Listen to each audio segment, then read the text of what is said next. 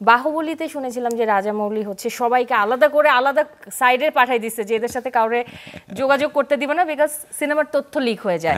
মানে সেরকমই একটা কাজ হয়ে গেল যে রায়হান রাফির এই সিনেমাটা আপনারা সবাই মিলে করলেন, বাট আমরা জানতেই পারলাম না। কারণ মানে সত্যের সঙ্গে মিথ্যাটা সামাজিক যোগাযোগ মাধ্যমে ছড়ায় বেশি, এবং দর্শক কিন্তু যারা এটার পর বিশ্বাস করেন তারা কনফিউজড হয়ে যান যে 10টা নিউজ আসলো তার মধ্যে 8টা ফেক, দুটো ঠিক, সে কোন দুটো ঠিক।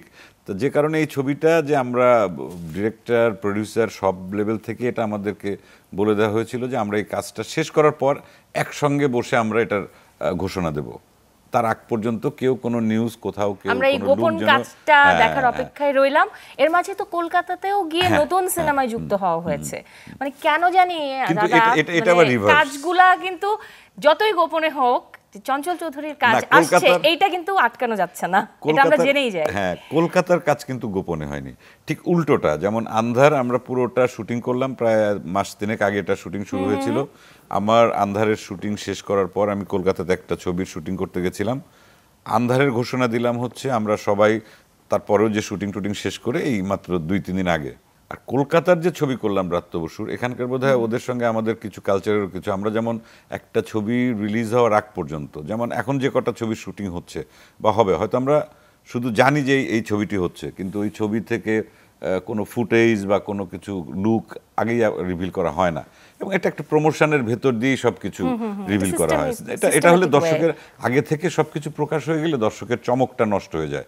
কিন্তু কলকাতার ছবিতে আমি দেখলাম যে আমার দ্বিতীয় দিনের শুটিংয়ে প্রায় 25-30 জন সাংবাদিক এলেন এবং সমস্ত কিছু তুলে নিয়ে গেলেন। আমরা যে গেট আপে ছিলাম, ইন্টারভিউ করছে এটা সেটা, আমি তো খুব অবাক যে একটা শুটিং চলছে এখনো শেষ হয়নি, তার মানে ওইভাবে। পরে আমি আমার ডিরেক্টরকে বললাম যে দাদা এটা কি হলো, বাংলাদেশে তো এটা আমরা করি না, বাংলাদেশে অ্যাটলিস্ট ছবিটা শেষ না হওয়া পর্যন্ত আমরা লুক রিভিল করি না বা স্টোরি রিভিল করি না, কিন্তু এখানে তো সব কিছু হয়ে গেল।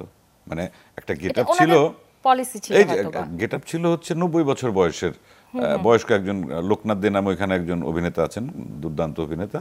তা আমি লোকাদাকে আমি বললাম যে তোমার ক্যারেক্টার যে আগেই রিভিল হয়ে গেল লুকটা, তার মানে দর্শক সিনেমা হলে এসে যে চমকটা পাবার কথা ছিল সেটা তো আর পাবে না। তখন ডিরেক্টর আমাকে বললেন যে এটা নিয়েও নাকি ওখানে একটু দ্বিমত আছে, যে সমস্ত সাংবাদিকরা আগে থেকেই চায় আর কি খোঁজখবরগুলো দিতে, না দিলে পরে আবার অনেক সময় তর্ক বিতর্ক তৈরি হয়, এই আর কি।